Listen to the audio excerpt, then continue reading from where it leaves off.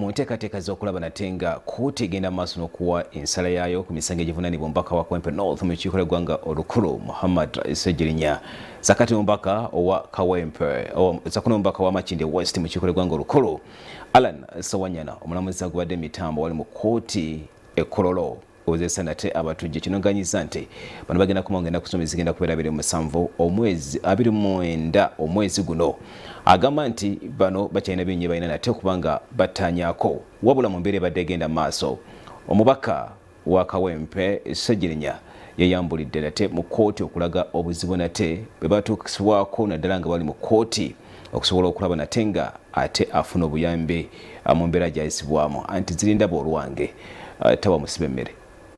Omubaka Muhammad SSEGIRINYA wa Kawempe North afudde mu mbeera ne yeeyambulira omulamuzi James Aldviza mu kkooti okumulaga ebisago ebiri ku mubiri gwe byagamba nti yabifuna lwa kutulugunyizibwa.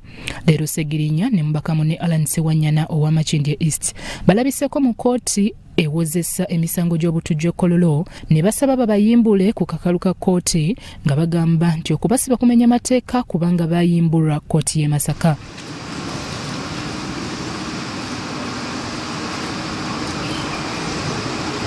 Kkooti ejjudde n'ebooga era abantu abawerako omuli ne bannamawulire baganiddwa okuyingira munda okukwata bakira ebigenda mu maaso oluvannyuma lw'olutuula olumaze essaawa ezikunukkiriza mu 2 omulamuzi awadde olwa Juni nga 29 omwaka guno nga lwanaawa ensala ye era ababaka SSEGIRINYA ne Sewanyana ne bazzibwayo mu kkomera.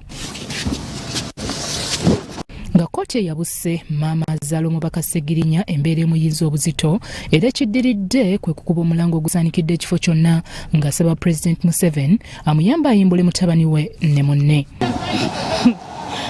Sirina mirembe ku nsi kuno olw'abaana bagaboga babasibye balinga abatali bagatte abaana bagebiseera ne babaleeta ne babazaayo President Museveni kubira omulanga nyamba omwana wange afeeyo abaana baffe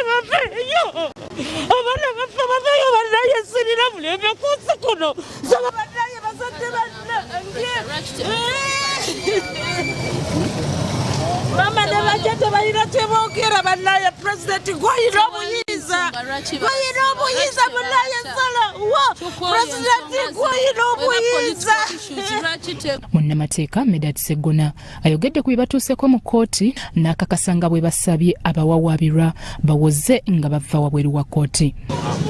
Tulowooza nti okuddamu bakwata kyali kikyamu ku fayiro gye baali balina ne balinda bamale okufuna okweyimirirwa n'olwekyo ne tusaba kkooti eragire babate ne bannaffe ne baanukula.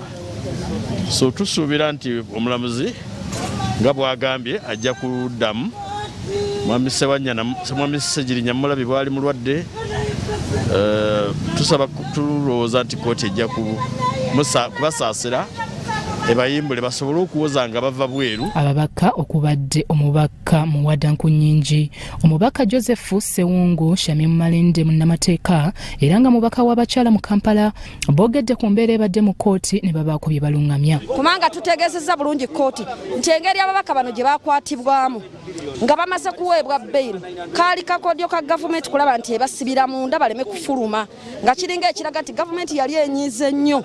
Lwaki omulamuzi justice na kintu yali abatadde. So tuvumirira ebikolwa ebyo era okugobanga kamera mu makooti temuntunuliza kamera gufuuse omuzo gujja gukula buli lunaku.